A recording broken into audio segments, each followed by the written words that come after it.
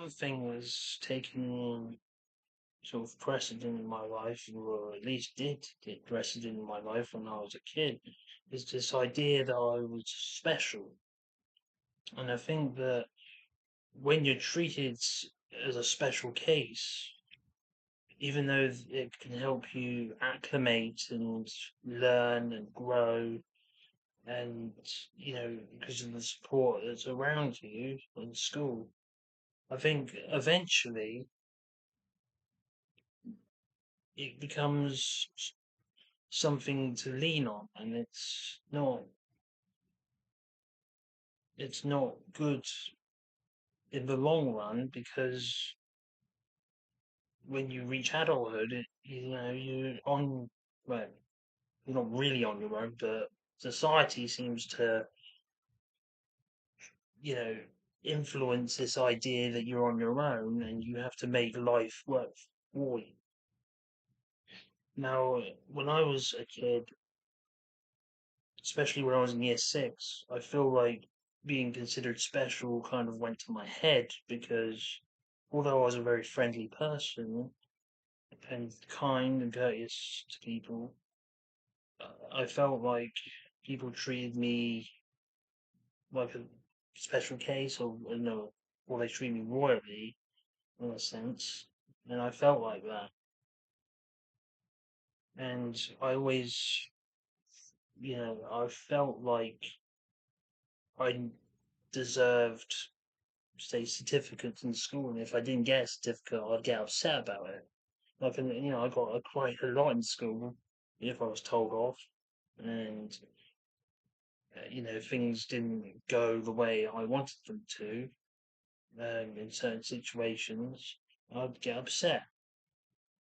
Now, I think that crying is something that I've done quite a lot of in the past. Even as an adult, sometimes I cry.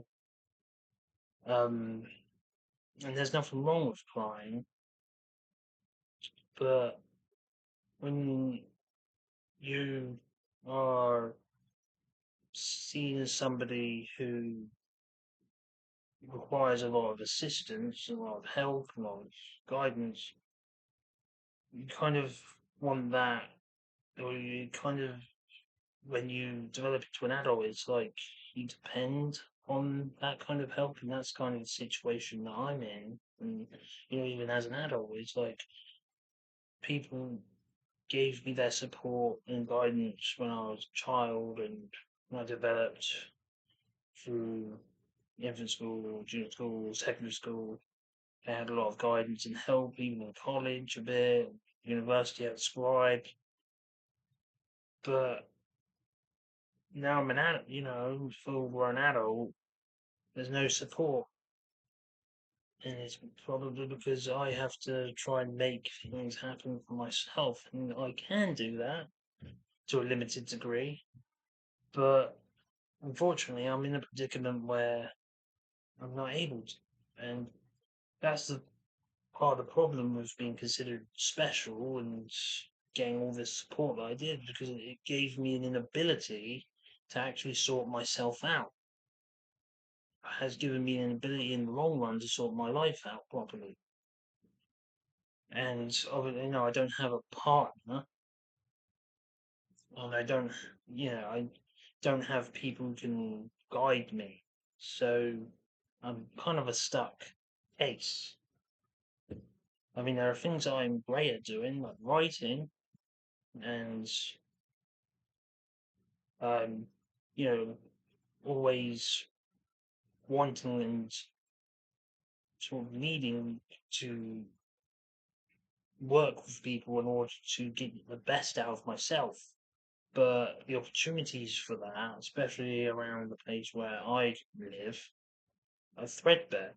And I feel like if I wanted to get further and do what I want to do, I have to travel to another city. And it's not that I can't do that, it's this feeling like, I mean, I don't really have excuses. I could get out of my comfort zone and just do what I need to do, but obviously money is what it is, and if money is not as good as needed to travel, and things might get complicated, and there's a lot of complications that can happen. And sometimes it's just better to do the easy thing, the routine thing, although nothing changes if you keep doing that. But then if I had people who have had different, this big sphere of new experiences or experiences I've never had before myself, that's extremely useful to me because then I can sort of, you know, I can channel into those experiences that they've had if they show me and guide me, and I can be better myself, and then I can show them my world and do my best to impart my knowledge and my experiences onto them.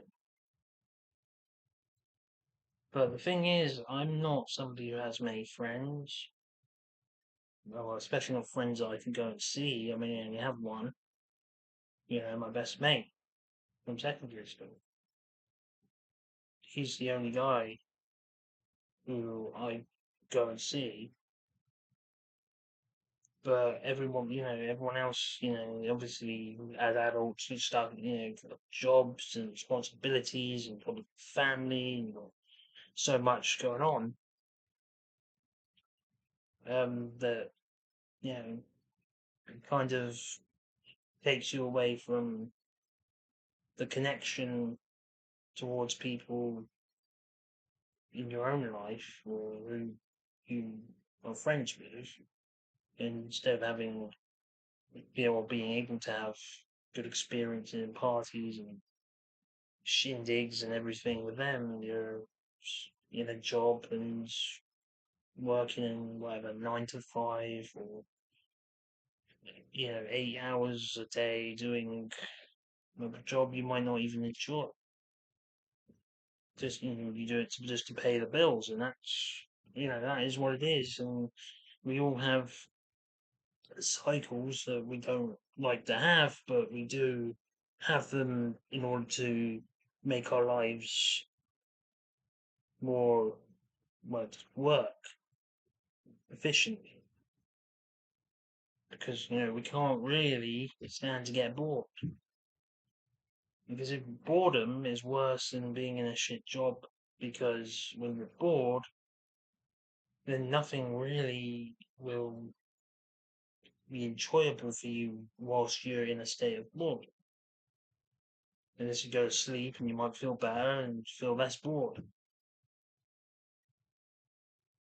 Now, going back to this idea of being special, I feel like people have always treated me differently, and I think if you get treated differently, you'll behave differently. And that's certainly the case with me. But the thing with me is, I've always valued being friendly and kind and polite, and I know along the way things have been really tough and difficult, and it's been hard to try to maintain certain qualities that I have, and I don't want to lose these qualities because they're the most beautiful things about me, I feel. It's just the state of life changes for anybody gradually or instantly, depending on circumstance. And personally, I feel like I try to hold on to the core of who I feel I am. And that, to me, is inherent within my formative years. And I feel like, especially in recent times, I've been able to to find that within me. And within that is joy and being able to just be happy. I mean, happiness is so important and joyfulness is important. And one of the ways I want to, I have achieved that and I want to keep achieving that is from connection. Because we all need connection. And I don't mean connection via a phone. I don't mean connection via social media. I mean proper, genuine, human to human connection. It's it's really what makes us harmonizes us. It keeps us learning and growing. And you can't get that from, say, money, and it's harder to achieve that through social media, even though social media is a very convenient aspect of our lives when we use it. But to actually be in the moment with friends, having a party, having chit chat, talking about the things that matter, that's where true connection comes from. And I know from what I've been doing to improve myself is that I have found a place where I am able to connect with people who share a commonality. And yes, that commonality is mental health. And the issues to do with that. Because that's brought out the best in me. And the people who I talked to and had lovely friendships and conversations with have empowered me. They've made me better. And I thank them so much for what they've done for me. And I feel blessed. I feel blessed having to know these people.